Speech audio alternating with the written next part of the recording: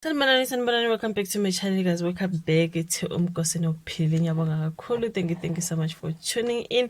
Ungakhohlwa ukuthi subscribe, mangaba subscribe, like a video, share a video as well. Thank you so much, you guys, for your love and support.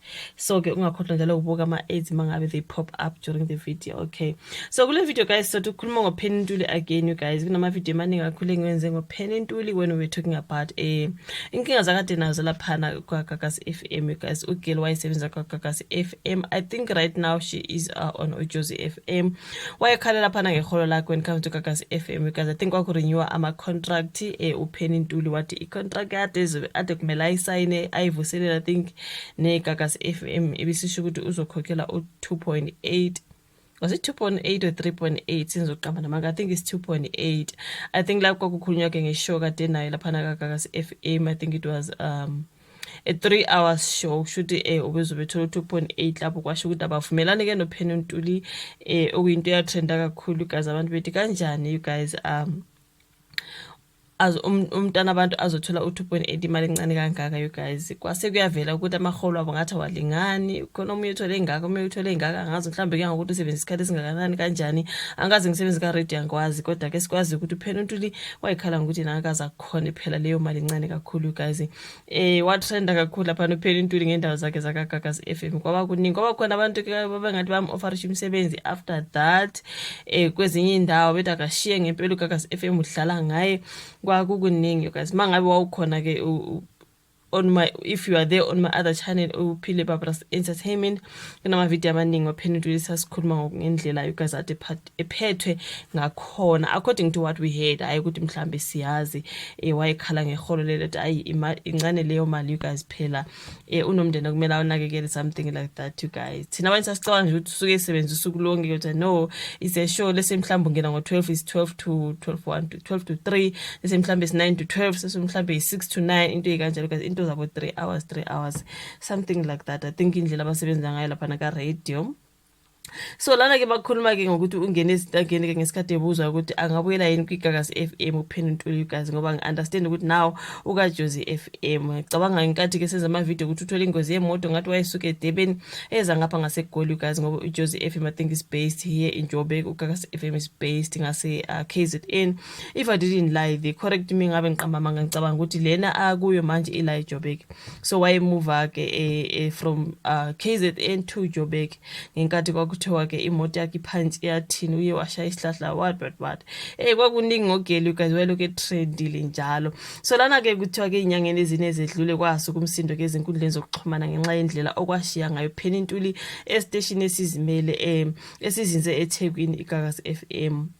Okwadala ukushayisana kwemibono lapha ebantwini, ukuveza kwalentokazi ukuthi abaphathi balomsakazo oseConubia ayibambekela u2.8 ngenyanga ngohlelo ayezolusakaza kanye ngesonto. Wakhala ngokuthi lo mholo muncane futhi awumfanele. Kusho ukuthi lelo hlelo wayezolusakaza kanye ngesonto, you guys. Hayi ukuthi every day 3 hours show every day, just kanye ngesonto, you guys. So wayezobethola u2.8 ke kulo msebenzi. Kwasho ukuthi hayi izinto azihambi kahle, you guys. Wakhala ngokuthi lo mholo omncane kakhulu futhi awumfanele. So kakuphela ngesikhathi esingakanani kuPenny Ntuli wamemezela ukuthi usejoyine iJozi FM lapho ethula khona i-mid morning chat njalo ngomsombuluko kuya ngolesihlanu ngo9 kuya ku12, something like that, like ama-3 hours kade ngiwasho, you guys. So isolezo liye lahlangana nalentokazi komunye wemicimbi ke ebimenywe ukuyonandisa kuona muva nje. So ibuzwa ngempilo yaseGoli ithe konke kuhamba kahle, you guys, ngenkathi bebuza uPenny Ntuli ukuthi injani iGoli ke njengentombi ebikade iphila eThekwini. So wasesino konke kuhamba kahle futhi uyawujwayela nomsebenzi wakhe. Nokho yangena ezintangeni isibuza ukuthi ke ingabuyela yini kwiGagasi FM uma vela ithuba. Wathi ngeke ngikwazi ukuphendula lo mbuzo wakho ngoba thina abantu siyahlela ngendlela yethu, kepha uNkulunkulu onquma okay, uthi thina abantu siyahlela ngendlela yethu, kepha uNkulunkulu onquma ukuthi kuzokwenzekani futhi ngasikhathi sini. Washo kanjalo kuPenny Ntuli bengafuna ukuthi nje aphendule ke lo mbuzo kade bembuza wona. So ukwale ngisho esebuza ukuthi kwale ngisho esebuzisisa ukuthi ngeke alamukele yini ithuba lokubuyela kulomsakazo uma enganikwa ithuba lokusho imali noma uhlelo alufunayo wala ukhashwa wangaphumela obala ke. Kunzima ukuphendula lowo mbuzo ngoba nina nezintatheli nizothi nisuka la nithi uPenny Ntuli uthe. Engishoyo ukuthi ke ngijabule kakhulu ngakho konke kwiJozi FM. Uvele wangafuni nje ukuthi aphawule laphana uPenny Ntuli guys. So yeah man, so ke angazi you guys akathandanga ukuthi aphawule intokazi enabalandeli abangaphezulu ka1 million kwiFacebook eyaziwa nangokuphatha izinhlelo zemicimbi ke iyasakaza na kwi-radio something like that you guys. Yeah man, bathi nakwi-radio DUT, Vibe FM neNanda FM kusho ukuthi uPenny Ntuli umsakazi you guys oyaziwayo unokuthi asakazele nale okwamanje ngazi ukuthi ukaJozi FM you guys as